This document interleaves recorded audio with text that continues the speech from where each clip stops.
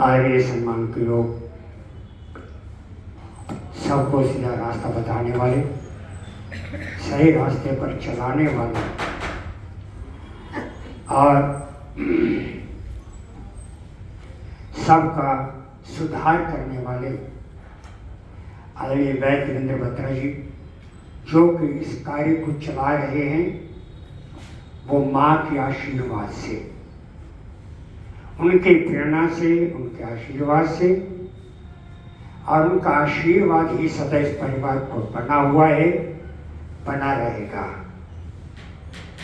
और उनके आज्ञा के अनुसार ही ये कार्य आज से चला रहे हैं। आज उनकी आज्ञा के अनुसार हमारे रहने वाले तो दिल्ली के हैं और कार्य जो हैं बहुत बड़ी फैक्ट्री है, बत्ती करते हैं, ऐसा है ना। हाँ। तो आज वो गुरु जी का आशीर्वाद से और उनकी प्रेरणा से अपने शुभ हाथों के द्वारा गणेश जी का पूजन और भगवान विष्णु का पूजन, भगवान सत्यनारायण का पूजन बड़े श्रद्धा भाव के साथ राहुल जी, राहुल गांधी तो नहीं, राहुल खेड़ा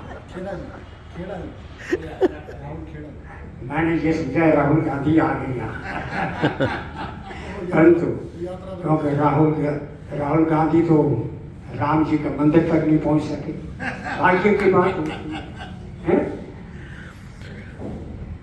यहाँ पहुंच गए राहुल खेड़ा जी, गुरु जी की प्रेरणा के अनुसार और उनके आशीर्वाद से।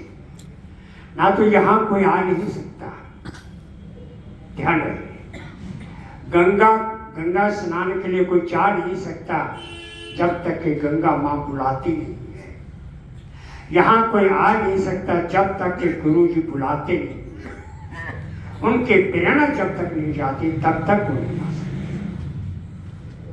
और उनकी ही प्रेरणा ही इनको यहाँ तक खींच करके लाई है।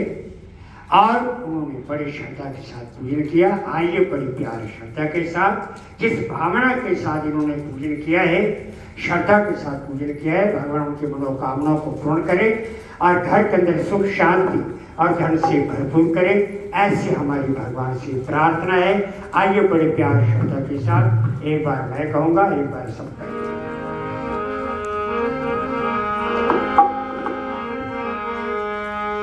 श्रीमन नारायण नारायण नारायण, श्रीमन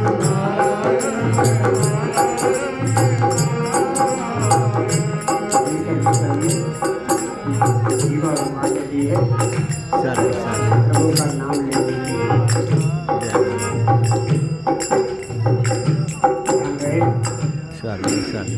जीवा सभी के पास, पशु पक्षियों के पास भी है, परंतु भगवान ने एक बड़ी कृपा की है जो कि मानव जाति को दी है। जीवन के अंदर ऐसी शक्ति भर दी है कि अपने उद्धार के लिए प्रभु का नाम ले सकते।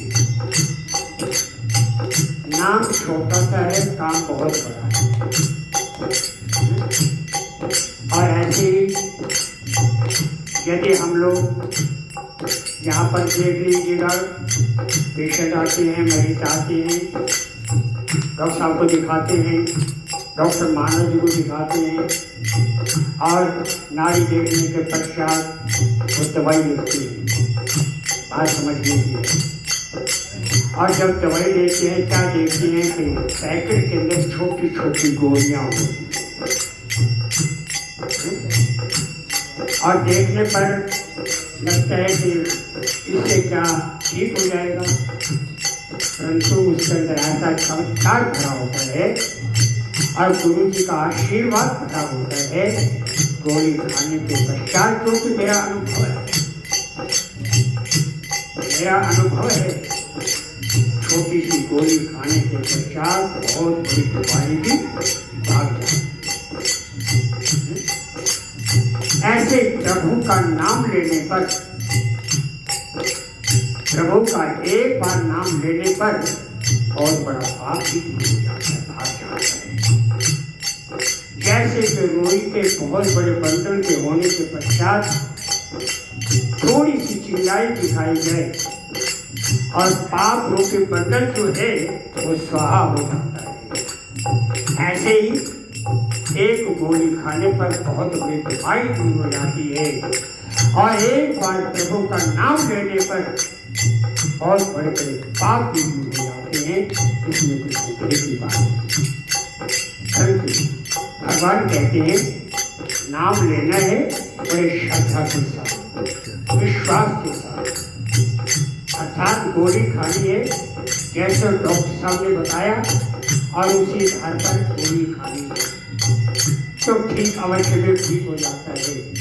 और ऐसी श्रद्धा के साथ यदि भगवान का नाम लिया जाए, निश्चयात्मक उसके सारे पाप भी दूर हो जाते हैं और उसकी बुद्धि इतनी स्पष्ट हो जाती है कि सदा ही भगवान का ध्यान लगा रहता है, भगवान के ध्यान में मन लगा रहता है और सदा जी चाहता है कि मैं बड़ों की सेवा करता रहूं और गुरु जी की आज्ञा का पालन करता रहूं और गुरु जी के चरणों की सेवा करता रहूं और भगवान के चरणों का भगवान के दर्शन करता रहूं। ऐसी भावनाएं उत्पन्न हो जाती है। तो आइए कह दीजिएगा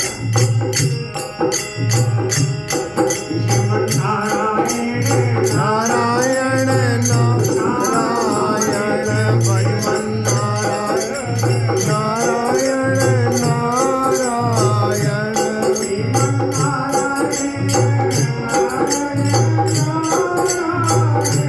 श्रीमन नारायण नारायण नारायण भजमन नारायण नारायण नारायण भजमन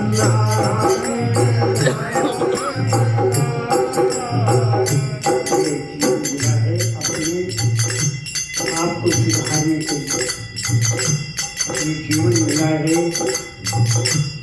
अपना उद्धार करने के लिए ये जीवन मिला है, पापों से दूर रहने के लिए।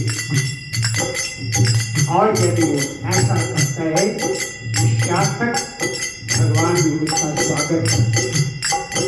मैं नहीं कहता शास्त्रों को उठा करते करो, पुराण के पन्ने पन्ने को आप पढ़ें, देखें, ध्यान से अगर देखें पढ़ें तो आपके खड़े हो जाते हैं कि हम क्या किया है, क्या कर रहे हैं और हमें क्या करना चाहिए। ध्यान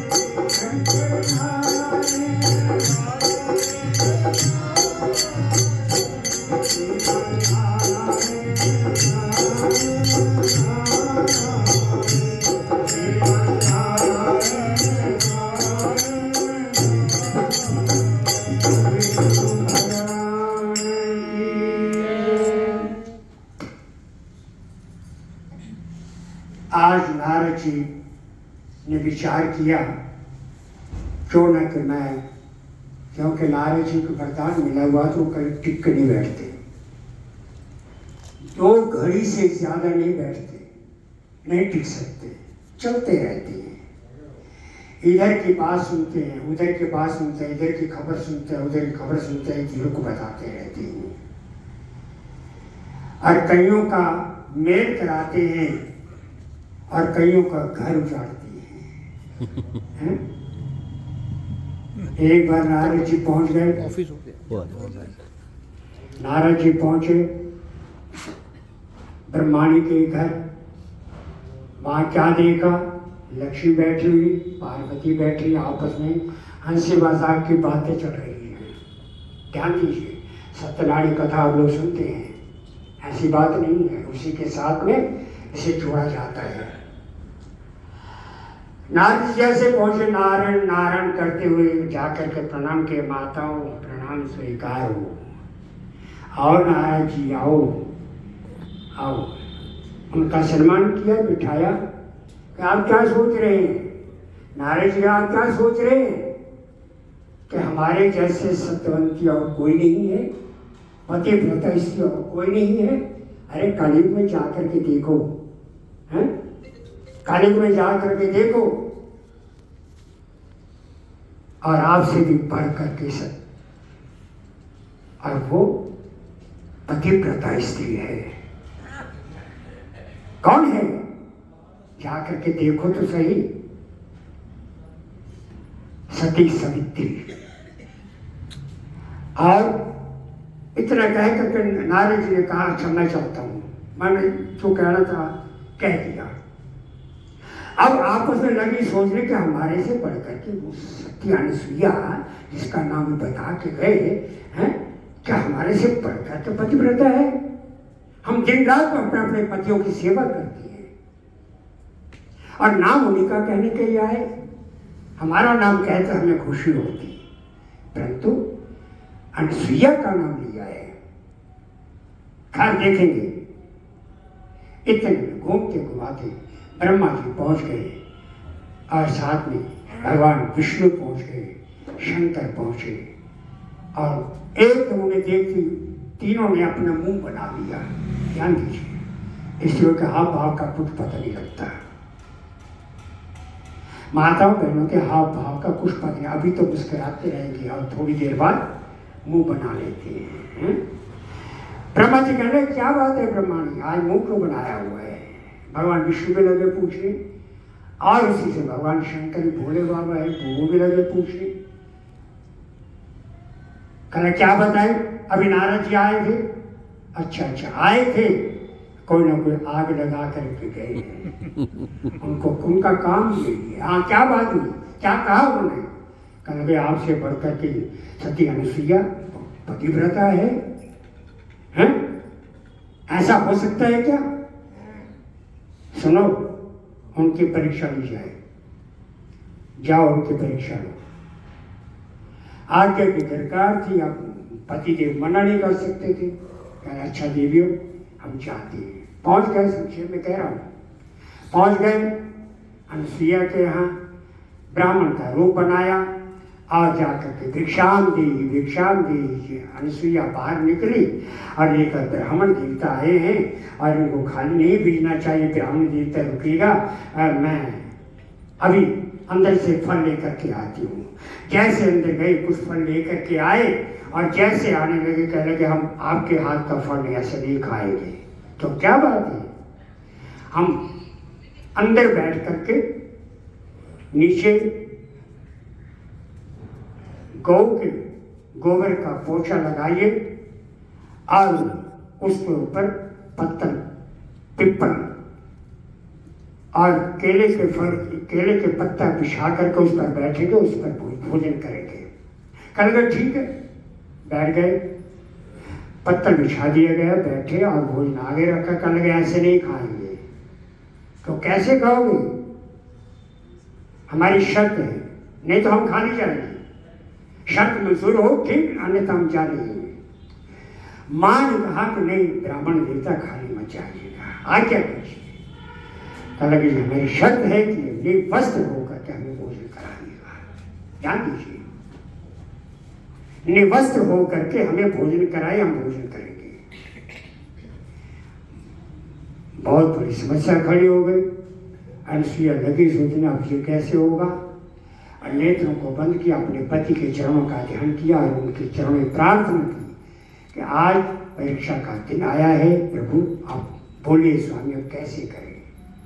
उनकी प्रेरणा हुई, अपनी शक्ति के द्वारा, अपने मंत्र के द्वारा जो है तीरों को नन्हे से बारीक बना दो। और उसी समय जल लिया, जल लेकर के अपने इष्ट का ध्यान, गुरु जी के चरणों का ध्यान और अपने ही पति के चरणों का ध्यान करके जैसे ही जल छोड़ा नन्हे से बालिक बन गए। नन्हे से बालिक बन गए, छोटे छोटे बच्चे बन गए।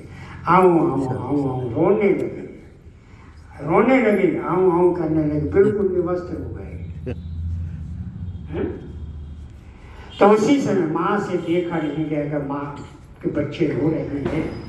और उसी समय ही अनुसुईया ने, उस माँ ने उन बच्चों को उठाया, अपने स्तन पर लगा करके उनको दूध पिलाया, तीनों को दूध पिलाया और एक ही हम पिंगा कहते हैं ना, उस पर लिटा दिया। तीनों पड़े हैं, रो रहे हैं, हंस रहे हैं, आओ आओ कर रहे हैं। बहुत देर हो गई, ब्रह्मा लगी सोचने कि वापिस नहीं आए, क्या बात हुई है। लक्ष्मी लगी सोचने कि कहीं मुश्किल तो नहीं फंस गए। और पार्वती भी लगी सोचने कि अब क्या करें, अब जाए हम। और वो उसी समय वहाँ से तीनों ही वहाँ से रवाना हुई और जैसे अनसुईया के दरवाजे पर पहुंची जाकर के पूरी खटखटाई, दरवाजा खोला, अनसुईया कहने आओ देवियों कैसे आए हो, बोलो क्या बात है। कहने लगे हमारे पति आए थे आपके घर। कौन पति? यहाँ तो कोई नहीं आया। नहीं, हमारे पति आए थे आपके घर, मुझे तो मालूम नहीं है। हाँ कोई आए थे, मालूम नहीं कौन आए थे। कोई आए थे ब्राह्मण और उन्होंने कुछ कहा, अब मालूम नहीं है कि वो कौन हैं। उन्होंने जो कहा उसी आधार पर देखो पींगे में पड़े हुए हैं, तीनों रो रहे हैं, हंस रहे हैं, खेल भी रहे हैं। पहचान लो अपने अपने पतियों को कैसे पहचानना है। देखा क्या, तीनों का एक ही रूप था, एक ही शक्ल थी। लगी सोचने, एक दूसरे को लगी देखने, अरे तेरा पति कौन है, देखो। समझ नहीं आती।